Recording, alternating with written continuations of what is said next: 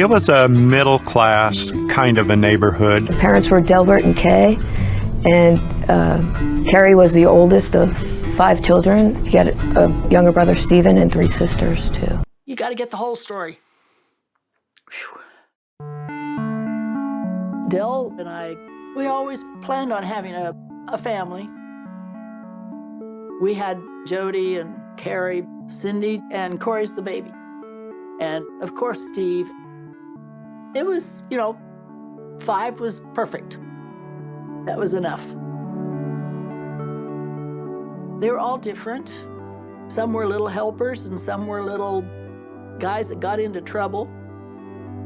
We lived on a street that happened to have tons of kids all the same age, and they just played basketball, baseball, rode their bikes and their big wheels up and down the street. Yeah, it was a great little street to grow up on.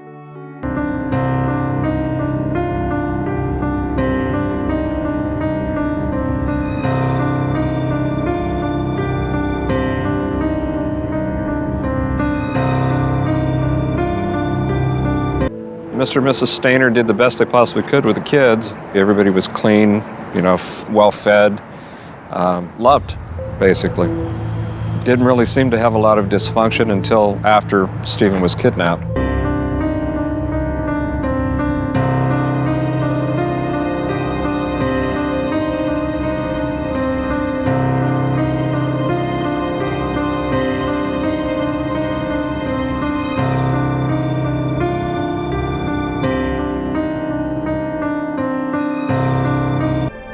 According to a defense psychiatric report, even his mother claimed to have been abused as a child. This family do have quite a dark history.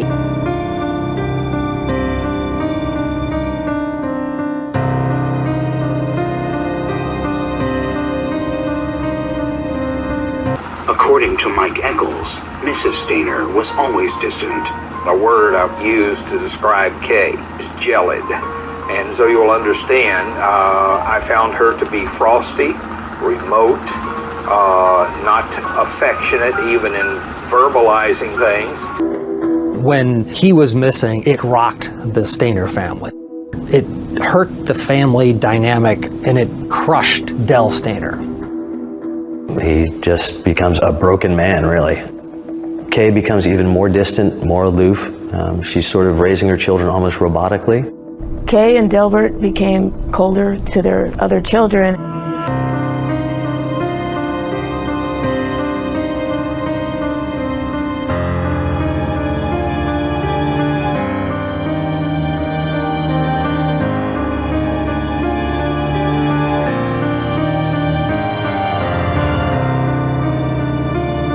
Well, we feel he's been kidnapped by someone who just merely wanted a child, not a ransom or anything else, just a child.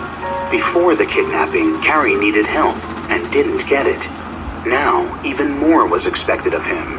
Here we've got Cary, who years before had wanted some counseling, but now Cary, being the only boy, was looked to by Kay to do a lot more in the family. A lot of things fell to Cary, and Cary did not feel that was fair. Cary was very upset. I've heard stories about him going out and wishing a star that his brother would come home. Maybe he had some guilt because I believe he was supposed to have been with his brother. Delbert kind of saw Stephen as his real son, and Cary kind of felt abandoned. Cary's father, Delbert, was distraught, absolutely distraught, would cry, would blame Cary for not looking after his brother, would say, "Oh, he's the one son I really love." His father heaped responsibility onto the young boy's shoulders. I think he was perhaps to a degree blamed for the fact that Stephen had gone missing, and his parents would say to him, make sure that you watch your sister. He probably also wondered, did my father wish it had been me instead of Stephen? Because that would be an inevitable sibling kind of thought. Years later, Cary revealed that at age 11, he too had been sexually molested by an uncle. I wasn't surprised at hearing that. We were actually threatened by the boys to stay away, from this certain individual, this uncle. He's looked to as the only male child remaining in the family to do things he was told regularly he had to watch his sisters. And Kay drilled that into him left and right.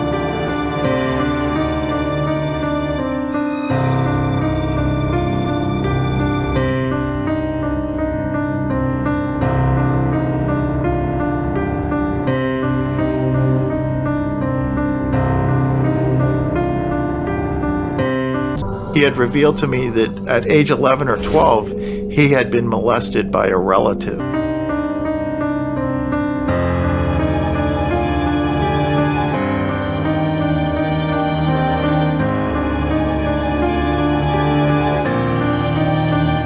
Cary Stayner later claimed as part of his defense that his uncle sexually abused him as a child.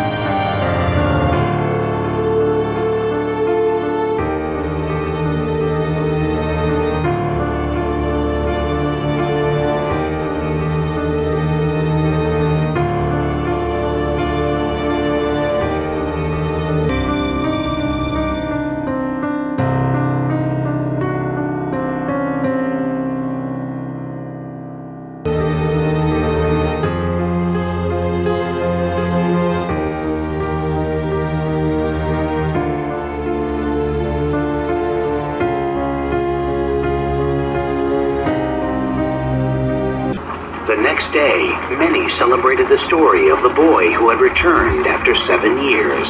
Stephen Stayner was finally home.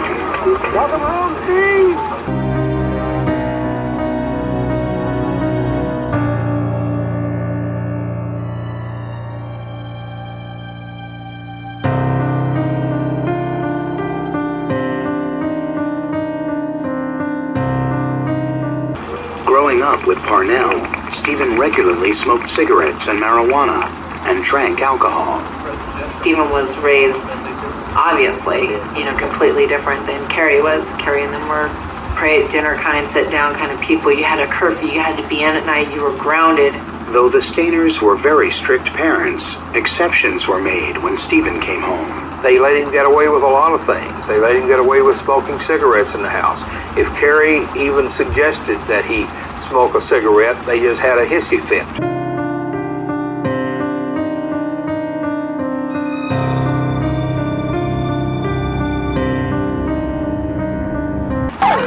Stephen was a national hero. He returns to Merced triumphant. Stephen's return has been a joyous event. Within days, he's on Good Morning America. Good morning, Stephen and Mr. and Mrs. Stayner. And Stephen, how does it feel to be home? Feels great. Did you remember your parents well? They didn't change that much. I recognized them when I got out of the car. What about your brothers and sisters? They changed a lot. I never recognized either one of them. Mr. and Miss Stayner, how did this affect your other 4 children? When Steve disappeared, the older 2 were very upset, and I think kind of became very quiet children from the experience. You called him, I've been told that you called him Dad. How long before you started calling him Dad? Do you have any idea when that started?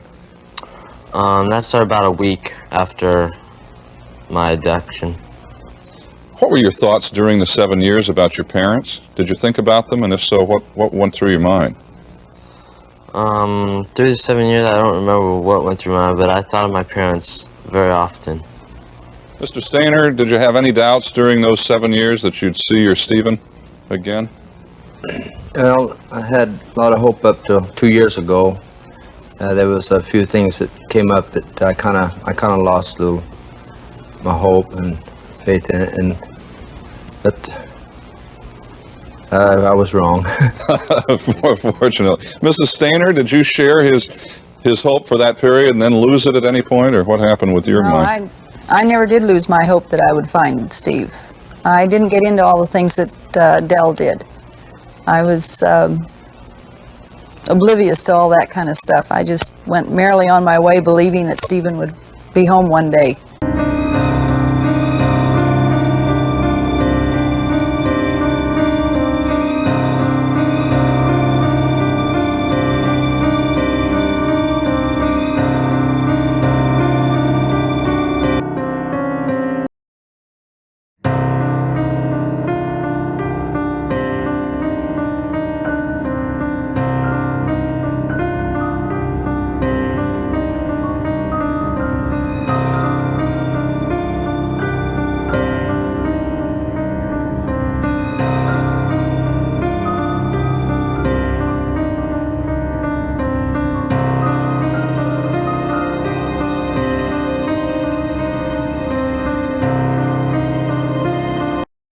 Stephen, what have these years been like for you, adjusting, getting over the 7 years you were away from home?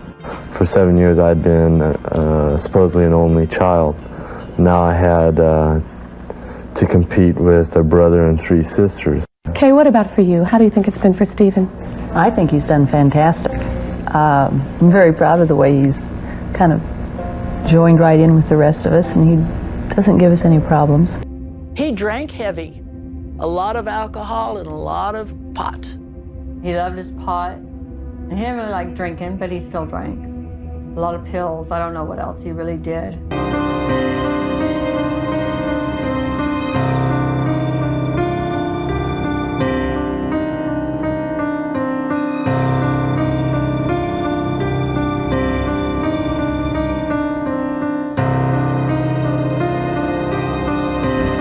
And Del did not like therapists or psychologists or psychiatrists, especially. And he fought Steve getting therapy. I think the way you look at things like that back then was, we don't go throwing your stuff out there like that, you know. So that's why my dad was against it, I guess.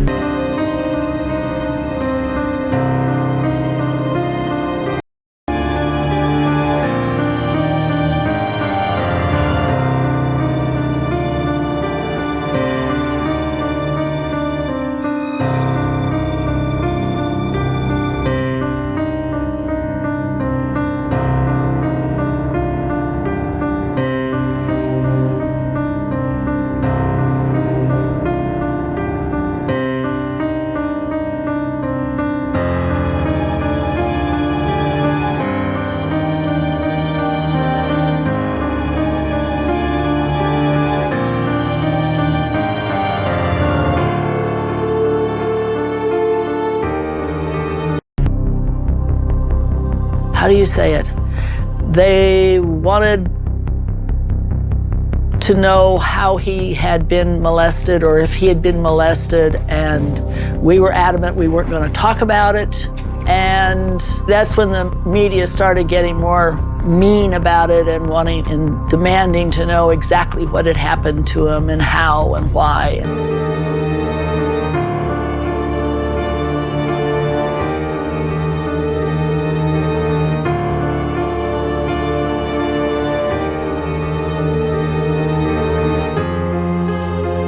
I'm angry that he will be back out on the street. I thought laws were to protect the innocent children, and it's not, because he will be out and he possibly will do it again, quite probably.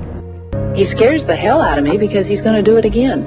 And some other kid, some other family is going to go through what Steve and we went through. That wasn't fair.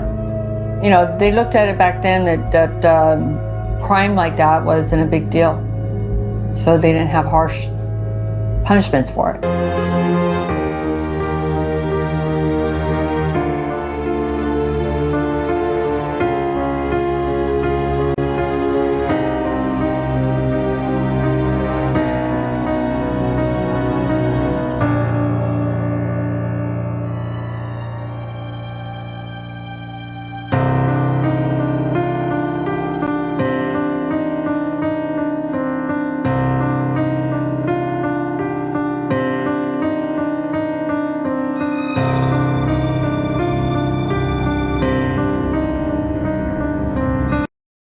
He didn't go to counseling, he didn't, you know.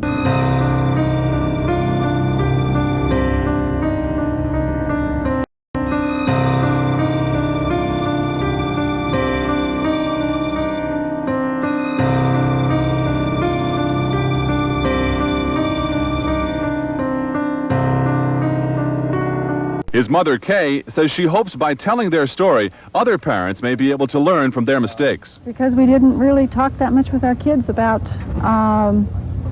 dealing with awkward situations or bad situations. We told them don't talk to strangers. We never told them what a stranger was.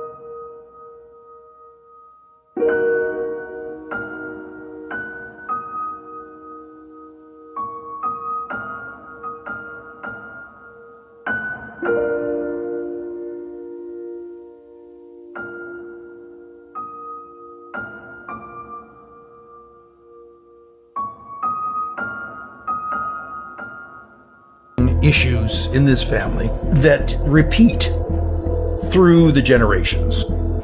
Literally a family tree dotted with alcoholism, mental illness, sexual abuse, abuse of all kinds.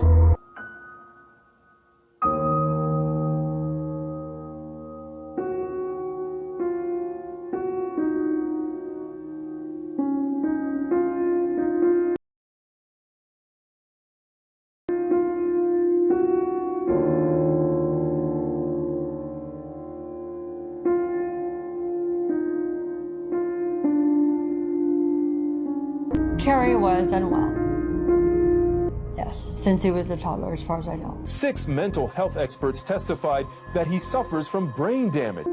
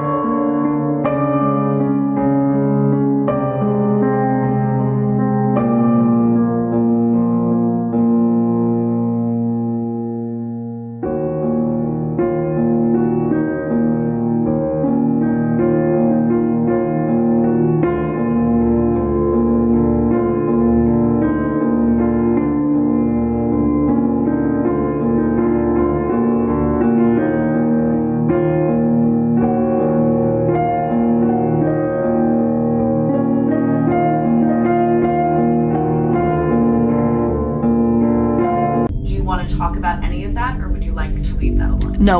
Okay. Will not. Okay. You're clear.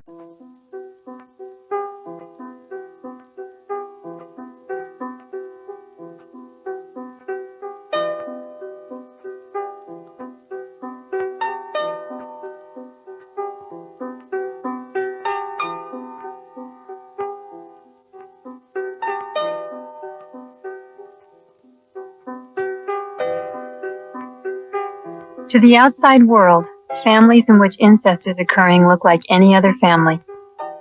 Sexual abuse of children happens in all classes, all races, and all religions.